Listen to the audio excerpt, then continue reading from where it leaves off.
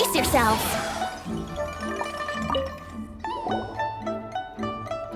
We're back! The Traveler and I made one each. Here, have a taste while it's still warm. Thank you. Don't mind if I do.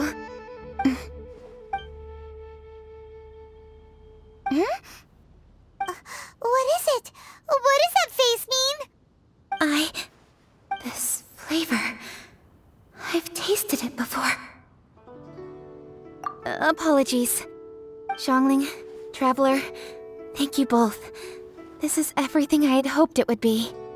It tastes wonderful and, quite amazingly, somehow it took me right back to my childhood, when my grandfather was still around. Really? That's awesome! I didn't have a chance to fully explain before. In fact, when Master had filled in the missing parts of the recipe for me, I realized that I already knew how to make this dish. You already knew? You mean you were able to make this without ever seeing the recipe? Uh-huh. My dad taught me how to make it. Wait, but isn't this dish from Kuching's grandpa's notes, though? About that. I do not believe that this recipe was my grandfather's creation. My grandfather was a well-known real estate tycoon in Liyue, and also a scholar. He was an avid collector of old books and was quite knowledgeable on many of Liyue's customs and traditions that are no longer practiced. As a child, I used to spend a lot of time with him in his study. We'd read the classics together, then debate how much of it was actually genuine, and whether Rex Lapis was real or not. He used to say, books are just a bridge that bring us a little closer to history. It's up to those of us in later generations to ask these questions, search for the answers, and decide what they mean. Since then, my grandfather has passed on, and I've grown up to become a Qixing. My views on Rex Lapis have changed in this time too, from myth to reality. For me, the name Rex Lapis is inextricably wound up with memories of my grandfather. Whenever I see his name written down, it always reminds me of sitting in my grandfather's study, seeing all of his notes. As I said earlier, this recipe came from those same notes. It's an ancient dish that he was trying to restore to its original form. But, unfortunately, without the full recipe, he never quite succeeded. Still, each time he tried cooking it, he'd always get me to have a taste while it was still warm. The memories. This really is the taste of my childhood. Ancient dish? Are cornbread buns really that old? Well, at least in my family it is. My dad learned how to make it from his dad, and supposedly it's been passed down that way for generations. We call them chili mince cornbread buns. They're a traditional folk food snack, easy to pack up and take with you on the road. So they're the perfect thing to eat on the go. La la la. Seeing Guoba just reminded me of something. I actually made this dish on the day I first met Guoba. How did you first meet? It was in a cave in the mountains. I ducked inside to get out of the rain and saw an offering table in there, so I put the cornbread buns I brought with me on it. Then I ended up falling asleep, and when I woke up, I found out that Guoba had eaten every last one. Guoba followed me around ever since. We're practically family now. Hold up! Stop the conversation! Look! The stone! It burst open! It's...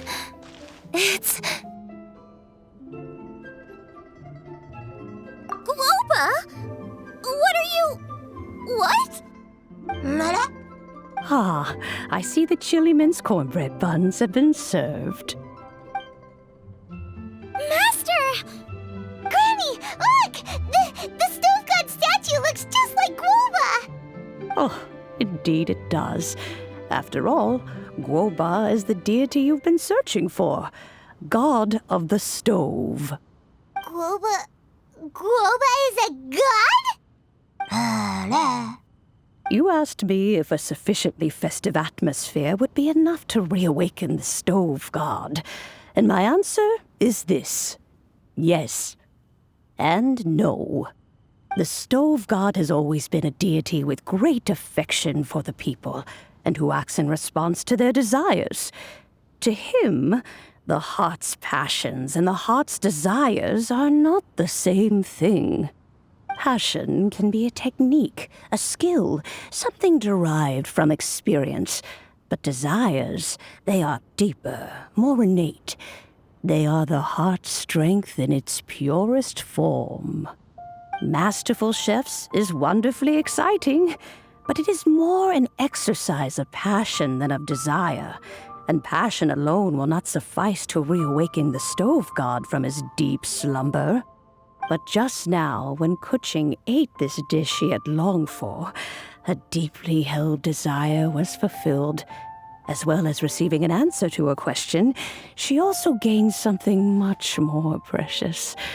A moment of poignant nostalgia so vivid, it felt like she was right there alongside her grandfather.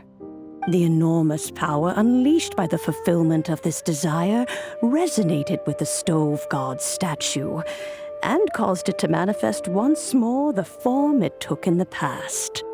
Of course, the stove god himself is not contained within the statue. The true stove god has been here with us all along. How does it feel, seeing a statue of yourself from your glory days? Look at him. Still so majestic. Glory days? Wait, what happened? Did Guoba used to be different from now? Oh, yes. Back in his day, your Guoba was once the patron god of the soil.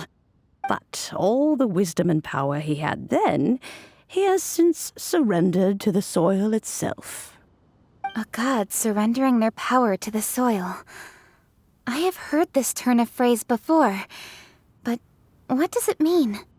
The kinds of trials and tribulations that a land can face are far more than you could imagine. Droughts, floods, torrential rain, hurricanes, earthquakes, tsunamis, fires, and plagues. The threat of disaster will never fully disappear from Liyue. Even woes that have never been faced before in history will come to pass in the future.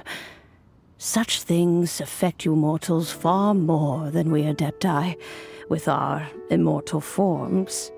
He once walked with you over the barren plains until you arrived at last at the harbor. He joined you in building your dwellings and lighting the stoves. It was his hand that lit the very first street lamp of Liyue and brought the aroma of cooked food into every household in the land. You mortals no longer remember him, but back in the age when you did, he was the closest of all the Adepti to the common folk.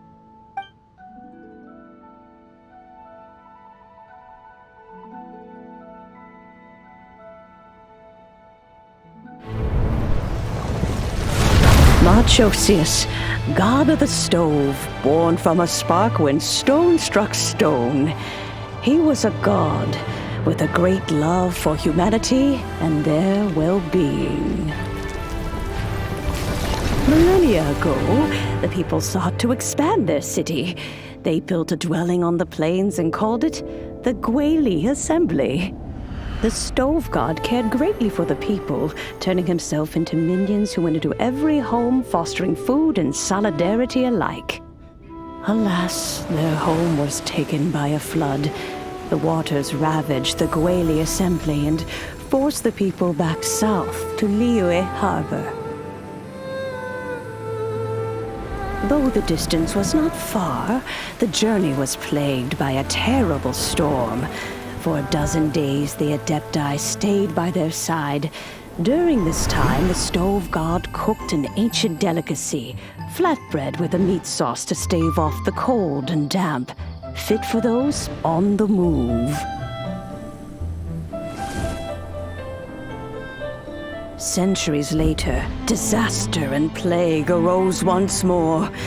The stove god would appear no longer, for he placed all of his power into the land itself to quell the calamities. His power expended, and his wits greatly reduced. Thus his body decreased in size. By the time he parted ways with us, he wasn't even the height of a human. He told Rex Lapis and I of the dishes that bring joy and of the secrets of the flame, then went into the mountains and entered into a long slumber.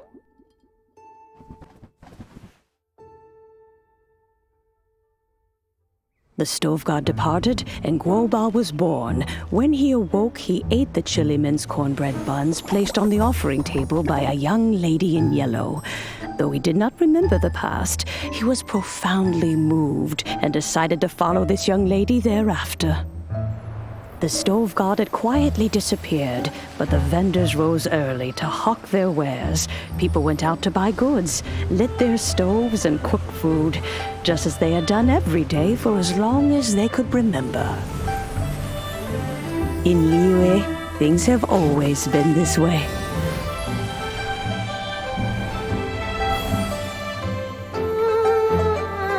Nature provides, the mountains rejoice.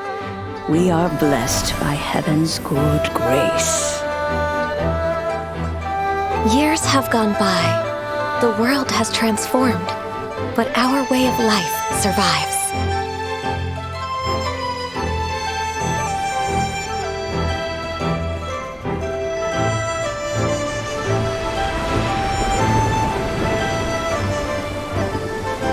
Fame and fortune is only a season.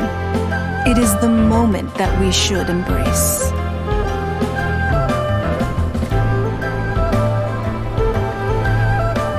Past meets present. Heritage becomes legacy. Long into the future may we thrive. You once told me that dining is the profoundest of customs in the human world. To eat well is to consume vitality itself, and to drink well is to partake of the very essence of the world. It is a matter of paramount importance, you said, for people cannot face the arduous journey ahead on an empty stomach. At once a humble affair and a profound one. A humble meal of maize and spring water is also profound in that. By ensuring one's survival, it paves the way for millennia of human history and culture to come. My dear friend, Liyue has changed so much while you have slept. Looking at the prosperity and beauty around us today, does it make you happy? Guoba, this is kind of a huge deal. Why didn't you say anything? He is not who he once was. Even the power of speech evades him now. There is no way he could have told you. Oh. Guoba, Xiangling. Do not be saddened, Xiangling. There are two sides to everything. Guoba may have lost many of his formal faculties, but he is now as carefree as can be, without a single worry in the whole world. In this world we inhabit, who can truly be said to live a life free of all woes? Those with a mind and with the knowledge will certainly be troubled by all manner of things. But he has gone further than us in his journey. He had both wisdom and courage. Everything he took upon himself, he was also ready to part with. His carefree demeanor today is a testament to the fact that he is at rest. So since you are his friend, take good care of him. Go out to walk and play. Allow him to eat, drink, and be merry. I will! You can count on me! Xiangling, you have an adeptal affinity. Guoba follows you around because he has respect for you. The moment he awoke, he was met with the familiar flavor in the chili mince cornbread buns he ate. After all that time, he still recognized the dish he had invented, and he approved of you as the one who had cooked it. That's right. The taste of one's home cuisine always brings back memories of home. though he remembered nothing.